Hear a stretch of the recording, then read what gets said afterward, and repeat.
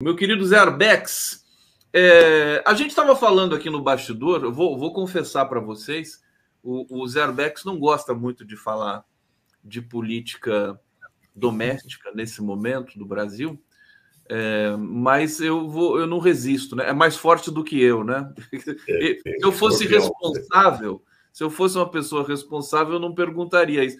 Mas, Arbex, eu quero saber.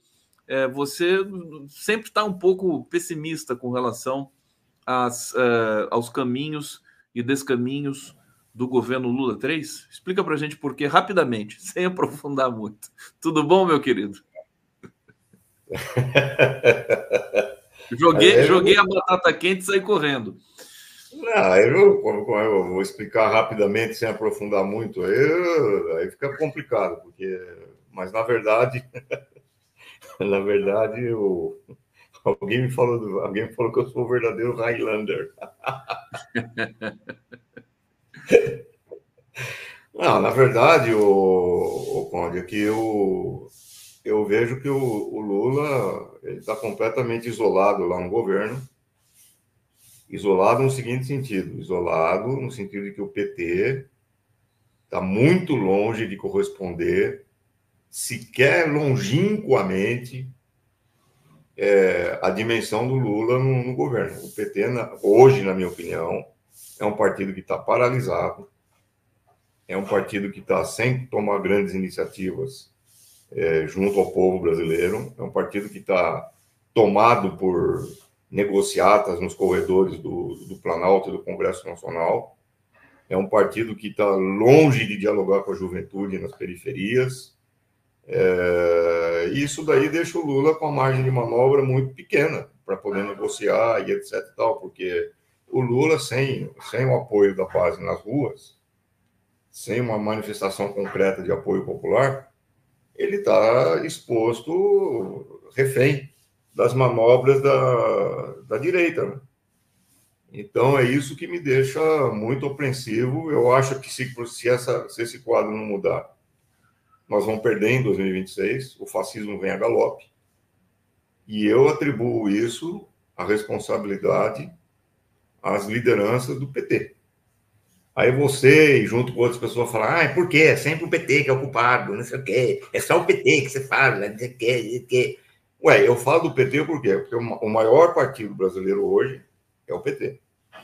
Um dos maiores partidos de esquerda do mundo é o PT. Não é o PSOL, não é o PCdoB, não é o PCO, é o PT. Se tem algum partido hoje que pode mudar essa conjuntura e que pode mudar a correlação de forças na sociedade brasileira, é o PT. É por isso que eu falo do PT e não falo dos outros partidos. Então, quem tem a responsabilidade é o PT. A maior bancada do Congresso é o PT. A segunda maior bancada é o PT. Então, meu amigo, ou o PT muda isso daí, ou o fascismo vem a galope em 2026. E aí nós vamos ficar chorando, vamos ficar falando como a direita é ruim, como a direita é maldosa, como a direita faz fake news, como a direita faz não sei o quê, não sei o quê, não sei o quê. Ai, que chororô, ai. E o fascismo vem a galope, meu amigo. Porque ou você dialoga com a base da sociedade, dialoga com a juventude, ou você enfrenta os problemas que têm que ser enfrentados, e ainda dá tempo de fazer isso, incluindo na Bahia, por exemplo, que teve sucessivos governos do PT e tem o maior índice de violência contra negros jovens do Brasil, apesar de ter tido sucessivos governos do PT,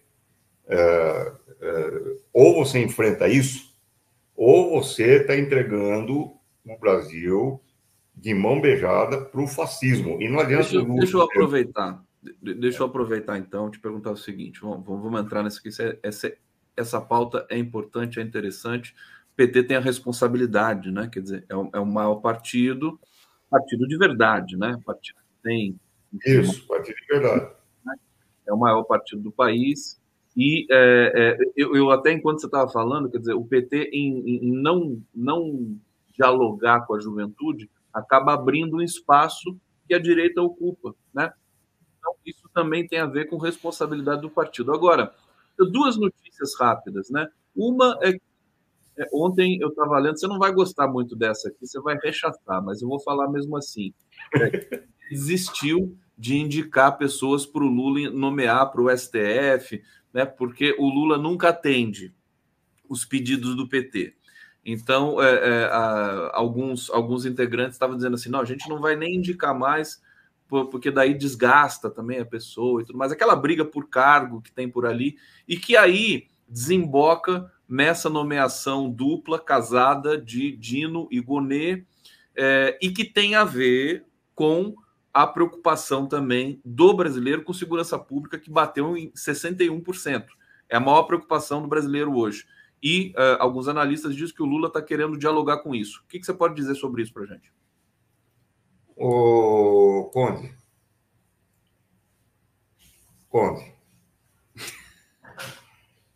Governo não é ação entre amigos. Governo não é confescote de camaradas. Governo não é, o Lula não atende, então nós não vamos falar porque o Lula não atende. Isso não é governar. Isso daí não é fazer disputa política. Isso daí não é você botar as cartas na mesa e mobilizar suas forças. Isso é uma ação entre amigos, isso é fofoca. Isso daí é guinho, ego ferido. E o Lula não me ouve, então não vou falar nada, porque ele não me ouve. Eu sou tão importante assim, minha mãe me acha tão importante, mas o Lula não me acha importante, não me ouve, então não vou falar nada. Tenha paciência, isso é uma infantilidade. Isso é uma coisa de ego ferido, isso é uma coisa que está muito... É uma coisa pequena em relação ao tamanho do Brasil e tudo que está em jogo, não só no Brasil, no mundo. Nós vamos ter agora um encontro da extrema-direita mundial. Eu não sei se vocês perceberam. A extrema-direita mundial vai ter um encontro orgânico agora, em Buenos Aires, na posse do Milei. Vem o Trump, vem o Bannon, que é o cara que organiza a extrema-direita mundial, vai o Bolsonaro para lá. Isso aí vai ser um encontro de cúpula da extrema-direita mundial. É isso que vai acontecer em Buenos Aires. A extrema-direita está se articulando mundialmente. E aqui no Brasil, os caras ficam se queixando que o Lula não ouve.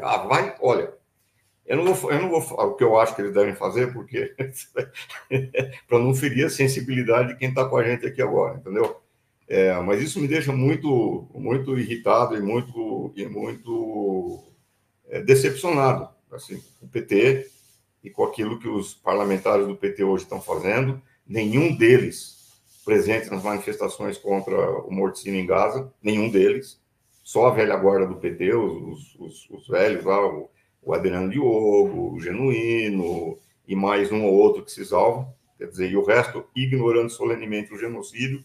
Quer que eu fale o quê desses caras aí? O que você quer que eu ache deles? Então, eu acho o seguinte, esses caras estão entregando o Brasil de mão beijada para o fascismo. Não tem Lula que faça milagre sozinho nessa história toda. O Lula, durante toda a campanha eleitoral dele, falou um monte de vezes: eu vou governar com um Congresso da maioria de direita, vocês têm que me pressionar, vocês têm que pressionar o governo. O Lula fez esse apelo. Então não adianta agora vir nego aqui dizer que eu estou contra o Lula, que eu estou falando mal do Lula, que eu estou falando mal do PT, que eu não... Ao contrário. Eu estou dizendo exatamente aquilo que o Lula disse o tempo todo. Tem que ir para a rua pressionar o governo, tem que ir para a rua fazer mobilização, senão a coisa não vai rolar. A única coisa que pode romper o equilíbrio de forças hoje e puxar esse governo para a esquerda é mobilização de rua, é pressão. O Lula anunciou o PAC, lá de 1,3 trilhão de reais. Cadê o PAC? Cadê as frentes de trabalho nacionais mobilizando os trabalhadores, a mão de obra em escala nacional? Cadê as transformações na infraestrutura? Estou procurando, com lupa, tentando encontrar alguém que acha alguma coisa. Está tudo paralisado, meu. Esse governo é um governo de paralisia. Então, eu estou soando o alarme, e já faz algum tempo que eu estou soando esse alarme aí, porque a coisa vem feia em 2000. O Trump não está brincando. Ele está arriscando. Não, o Trump vai voltar, né? Ele vai voltar. Está arriscando ganhar as eleições nos Estados Unidos. Vai fincar o pé agora aqui na Argentina. Não sei se o idiota lá vai conseguir permanecer no cargo ou não, mas ele está fincando o pé na Argentina. Quer dizer, a coisa está toda sendo articulada, meu amigo. A direita está se articulando. E o PT, lá no ar-condicionado. Não pode ficar, concordo com você, ficasse, né, assim, nesse flagelo, né? Ninguém me escuta e tudo mais. Você tem toda a razão. Agora, deixa eu só perguntar uma questão do Milei para você, que, assim, depois que ele venceu as eleições, e venceu de maneira acachapante até, né? 56% de votos, é, ele recuou de algumas posições ali polêmicas dele sobre não conversar com Lula. Ele convidou o Lula para a posse, de romper relações com a China, ele já não vai romper mais, de dolarizar a economia, não vai dolarizar mais. O que significa isso para você? Ele vai recuar de tudo? Isso Bom, é uma... Diga. Primeiro que eu discordo de você numa coisa essencial. É. Ele não ganhou de uma forma cachapante. Ah, não? Não, não. Se você levar em consideração que teve mais de 25% de abstenção, que é uma abstenção histórica lá na Argentina, então a pergunta que se faz é o seguinte: quem não foi votar por quê? E quem votou, votou no quê? Quem não foi votar, não foi votar porque não tem mais nenhuma não tem saco para a política. Acho que a política não vai resolver. São os caras que estão desiludidos com a política e acho que não, O o Massa, Milei, nem o nem o Milei. Massa ia resolver porcaria nenhuma. É uma gente desiludida com a política. E, na minha opinião, eu não tenho como provar isso, mas é uma opinião muito razoável, vamos dizer assim. Uma boa parte daqueles que votaram no Milei não votaram no Milei, votaram no protesto contra aquilo que tem sido a política na Argentina nos últimos anos, a entrega para o FMI, a destruição da economia nacional, etc. e tal. Então, não é verdade que ele teve uma vitória cachapante. Quem teve uma vitória cachapante foi desilusão com a política e com o mundo da política. E a esquerda teve uma derrota cachapante. Isso sim. A esquerda teve uma derrota cachapante, mas o Milei não teve uma vitória cachapante. Por que a derrota da direita, da esquerda foi cachapante? Porque, mais uma vez, ela mostrou que ela não é alternativa para porcaria nenhuma. Por que ela não é alternativa? Porque ela não oferece alternativa. Ela não oferece uma alternativa para a juventude. Ela não oferece uma alternativa para o desemprego. Ela não oferece uma alternativa para nada. Ué, então por que eu vou votar na esquerda? É a mesma coisa que vai acontecer no PT, aqui no Brasil. A mesma coisa em 2026. O pessoal que confiou e que votou e que botou o Lula lá de novo, quando vê que o governo que está aí não oferece alternativa para a segurança pública, não oferece alternativa para o desemprego, não oferece alternativa para uma vida digna, por que vão votar de novo no PT e no Lula? Por quê? Então Então deixa é eu o te seguinte, meu provocar. amigo. O dado do emprego foram 1.800.000 vagas criadas até aqui nesse ano de 2023. Você acha que não é nada? Não, eu acho que isso por si só não resolve. Porque não adianta você dar emprego a uma pessoa, ganhar um salário mínimo, ou um salário mínimo, ou 2 salários mínimos até, e o cara continuar tendo uma vida indigna, ameaçada pelo racismo, ameaçada pela violência policial, ameaçada pelo feminicídio, ameaçada por todas as formas de agressão no cotidiano, e não oferecer uma saída para o cara, meu amigo. É como diz os titãs, você tem fome do quê? Comida é pasto. Eu não tenho só fome de comida, eu tenho fome de viver com dignidade. E ou você oferece isso, ou você está no máximo, prolongando de alguma forma o sofrimento das pessoas que, apesar de estarem nominalmente empregadas, elas não conseguem ter uma vida digna, porque a começar de segurança pública.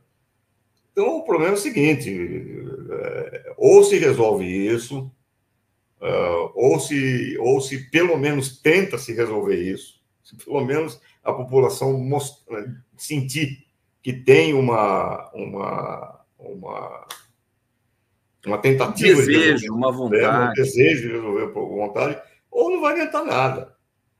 E outra coisa, não vai melhorar a situação, vai pior. Eu acho engraçado isso daí, porque muita gente fica horrorizada com a proposta do Milei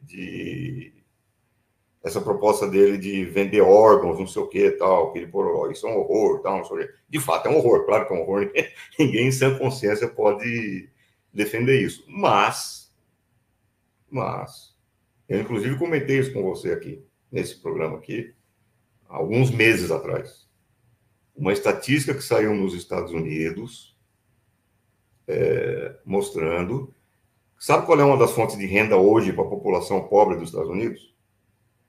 Fonte de renda, para complementar a renda doméstica. Eu comentei isso aqui com você. Venda de sangue. Venda de sangue? Sim, senhor. Não comentou isso aqui, não. Comentei, sim, senhor. Comentei, sim, senhor. Não comentou, não.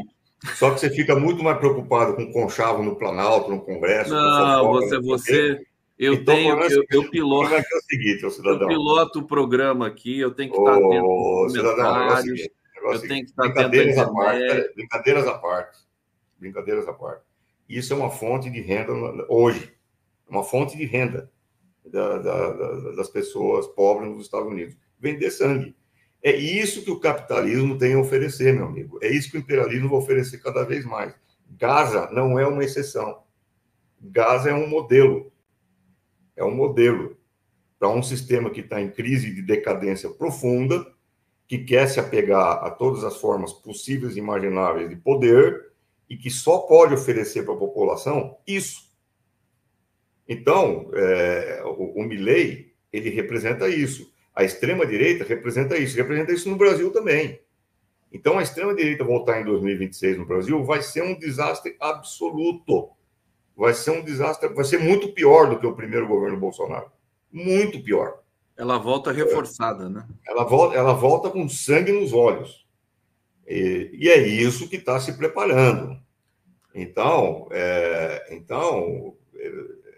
o Lili TPS, eu vi pessoas vendendo sangue em Barcelona, por exemplo. Inclusive, deixa eu pedir para você, porque eu vou para o bate-papo aqui, o Nassif está aqui no bastidor, já vai entrar aqui conosco também. Maria Noemi, muito bem, Arbex, assim não é governo, são infantilidades e egos suscetíveis. Valdair Amoroso, algumas vezes a Gleisi Hoffmann quis fazer mais ou diferente do governo, mas Lula não permitiu ou aliados próximos impediram. Pergunto, não será os aliados ou Lula que travam o PT ir além? Está aqui uma pergunta, vou deixar no ar aqui. O Arbex pode comentar na sequência. Maria Noemi, mais uma vez, é sempre o PT que é culpado, kkk. E daí, querido Arbex, só se bate prego que se destaca, né, queridaço? Gilberto Cruvinel, propõe Arbex para presidente do PT. Lula que se cuide, acabará com a moleza. Léa Guimarães, caro Arbex, o PT está sob a lei de ferro da oligarquia. Cresceu, burocratizou. O exemplo é o desengajamento do partido à questão palestina. Os candidatos têm receio de perder o voto evangélico. Deixa eu colocar o Nassif aqui nessa rodada conosco. Fala, Luiz Nassif! Ô, Nassif, você se apresentou no Clube do Choro de Brasília, não foi? Fiz mais sucesso que o Paul McCartney. Não, então, ele se apresentou no Clube do Choro de Brasília, aí o Paul McCartney quis se apresentar também. Ele soube lá. Ele soube. Que loucura, um show surpresa do Paul McCartney, hein? Que loucura, que loucura. Eu estou tentando levar hoje o Reco aí para contar essa história aí, que é inacreditável. E o povo... O Reco é o quê? É o administrador do clube? É o pai, é o empreendedor musical lá, o que fez tudo lá. E ele viu, ele assistiu. O Paul McCartney ligou para o filho dele para marcar. Essa história do Clube do Choro, quando o Reco estava começando a preparar, querendo patrocínio e tudo, teve um almoço aqui em São Paulo, e numa mesa estava o presidente do Banco do Brasil, o Ximenes, estava o Paulo, aquele que foi da Casa Civil, do Fernando Henrique, o Pedro Parente, tudo, né?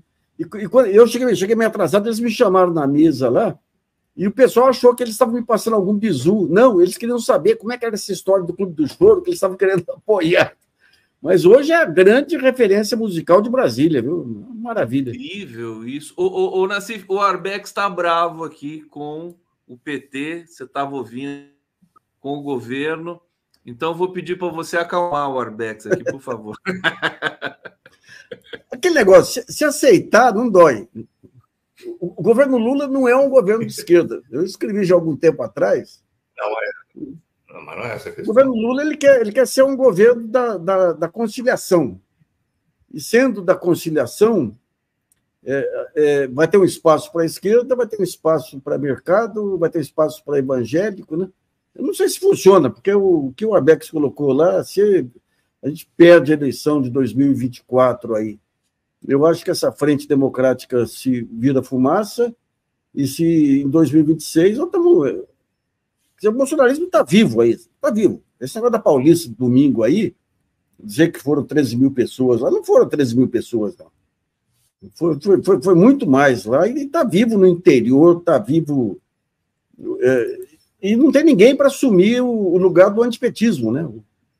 Você vê, o PSDB tentando ressuscitar Esse é o problema. O PSDB tentando ressuscitar o Aécio Neves, sabe? Então, digamos, é uma coisa que a gente vinha alertando lá atrás, até fui meio duro lá com o Haddad, que a culpa não é do Haddad. O Haddad está fazendo o trabalho dele lá de apagar incêndio e tudo, mas se não vier um discurso que cria aí uma coesão, que cria, que nem eu falei, uma utopia aí, vai ser difícil segurar a peteca, viu? Arbex, tá mais tranquilo agora? Não. O problema é que o Nassif falou certo. O Nassif falou certo, é um governo de conciliação. Só que a única conciliação que eu estou vendo por enquanto é com a direita. Conciliação com a esquerda eu não estou vendo coisa nenhuma. Godet, eu só estou vendo coisa para a direita. É o PT ausente das manifestações de rua no caso de Gaza, não convocar o embaixador de Israel para exigir uma explicação. Eu só estou vendo concessão para a direita. A Comissão dos Desaparecidos, que desde o começo do ano eles falam que vai voltar e não volta. Os índices de violência racista contra o povo pobre nas periferias se mantendo ou aumentando e nenhuma providência concreta está sendo tomada. Eu só estou vendo concessão para a direita. Cadê a esquerda? E o Nassif, eu não sei se você ouviu antes de você chegar, o que eu disse para o Conde é que a extrema-direita vai ter uma reunião de cúpula com em Buenos Aires. Vai estar lá o Trump, vai estar lá o Bannon, vai estar lá a família do Bolsonaro, vai estar lá outros representantes da direita mundial. Os caras estão se articulando fortemente em escala internacional e nós estamos aqui botando Godet, fingindo que não está tendo massacre da juventude negra na periferia. Pelo amor de Deus. Mas olha, vocês dois... O fascismo vem a galope, meu amigo. 2026 o fascismo vem a galope. A galope. E os caras do PT vão ficar lá, tomando ar-condicionado no Congresso. Vai. Que então, é isso? Então, peraí. Dois jornalistas aqui com larga experiência, né? Zé Arbex, Luiz Nassif. Por que raios uma figura como Luiz Inácio Lula da Silva, que passou pelo que passou, estaria fazendo todas essas concessões com a direita? Quer dizer, vocês não tentam entender por que o Lula faz X ou Y? Vamos começar com o Nassif rapidamente aqui para a gente poder... Eu tenho duas hipóteses. A primeira é que o Lula perdeu a fé na intuição dele.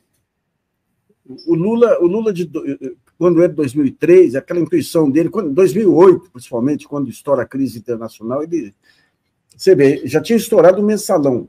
E ele abafou o mensalão com a crise internacional, saindo brilhantemente aí naquele período.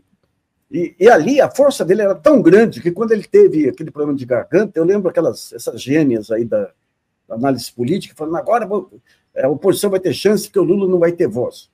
Ele era um cara imbatível e de repente explode tudo, né? Explode mensalão, explode Lava Jato, ele é preso da forma mais ilegal possível, né? Todos aqueles ministros do Supremo que ele tinha aceitado aí as indicações e tudo se mostram o que mostram, né? Então, tem duas hipóteses. A primeira é que ele perdeu a fé na intuição dele. A segunda é que ele está se preparando para lançar agora, porque ele ficou realmente no primeiro semestre aí com essa questão da operação que fez lá, atrapalhou, e ele estava o negócio dele é a parte internacional, porque é descomplicada. A parte internacional você leva os princípios, ele leva os princípios, é uma baita liderança internacional, mas eu acho que esse dia a dia, falta saco para o dia a dia e falta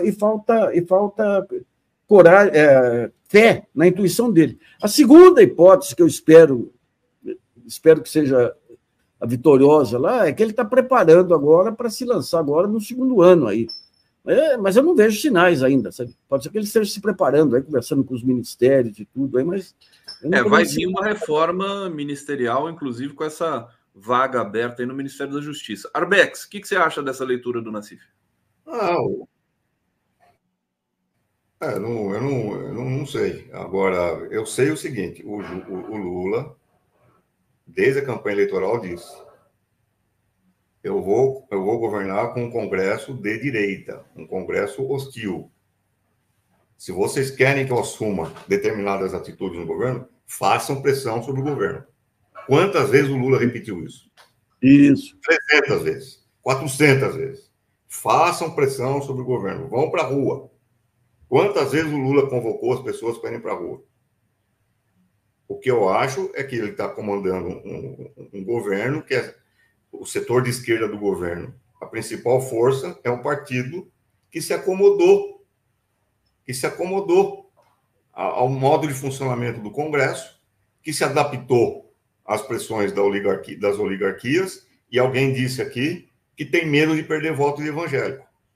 Então, é um partido, na minha opinião, hoje, os parlamentares do PT representam um partido acovardado, acomodado, tímido, incapaz de restabelecer contato com o povo. E para não dizerem que é o Arbex que está falando isso, eu peço a ajuda de ninguém menos que João Pedro Stedley, que cansou de dizer isso. O PT hoje é um partido acovardado.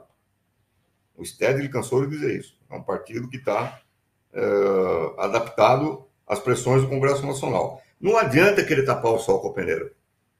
O Lula é brilhante? É um puto estrategista? É um cara fantástico? Tudo que vocês quiserem. É Dom Sebastião? Não é um santo milagreiro. Então, o negócio é o seguinte, meu amigo.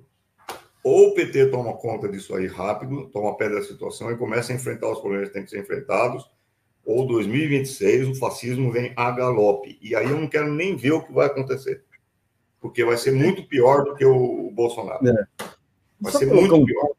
Um ponto aí, com a reflexão aí, os grandes traumas nacionais, traumas que eu digo, os grandes eventos nacionais é que permitem germinar aí novas gerações políticas, né?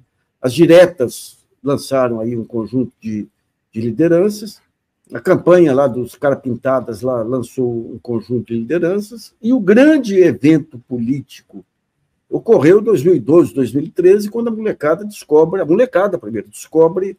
a militância digital. E era uma molecada inicialmente progressista. E fecharam as portas do PT para eles. Esse que é o ponto. A velha guarda não quis abrir mão da renovação. E daí o que acontece? A direita se apropria totalmente do campo digital, cria os seus influenciadores e tudo, e a esquerda não tem a renovação que deveria. Eu lembro que a gente criou o GGN na época, e eu resolvi dar espaço para a molecada, que era uma molecada progressista. Eu tive uma conversa com a presidente Dilma, uns 3 meses antes daquelas manifestações de 2013, falar, presidente, vai despencar a popularidade. A gente vê nas redes sociais, já tinha discussão de Copa do Mundo, já tinha um quinta coluna lá, que era o Aldo Rebelo boicotando. Aí, obviamente, a gente não tinha ideia da questão dos algoritmos ainda, né? Mas eu falava para ela, tem que dar bandeira para esse pessoal, não dava bandeiras. Então, digamos, você teve o grande evento político que muda a história da política mundial e que a esquerda fica de fora. A esquerda fica de fora e quem renova é a direita, aí lançando tudo quanto é babaca, aí vira senador, vira deputado. Renovando a linguagem, né? E essa onda, ela, ao contrário de não ter acabado, ela vai se fortalecendo, porque assim, o Trump vai voltar. Isso aí está posto nos Estados Unidos, né? A gente vê essa questão do conflito também, do genocídio em Gaza, que eu acho que também é um sintoma da força da extrema-direita no mundo. Hein, Arbex, você não quer linkar a questão em Gaza com tudo isso que a gente está falando aqui? Vou linkar, até porque eu vou ter que sair rapidinho daqui a pouco. Aliás, você tem que sair, desculpa. E com um detalhe, né? Um detalhe. O Papa disso, o Papa da comunicação digital de extrema-direita no mundo, vai estar agora em Buenos Aires, o Bannon, junto com o Trump e junto com Agora vem a Cíntia Chain e fala, que saco, falando mal do PT. Não estou falando mal do PT, Cíntia. Eu estou defendendo o PT. Eu estou defendendo o PT.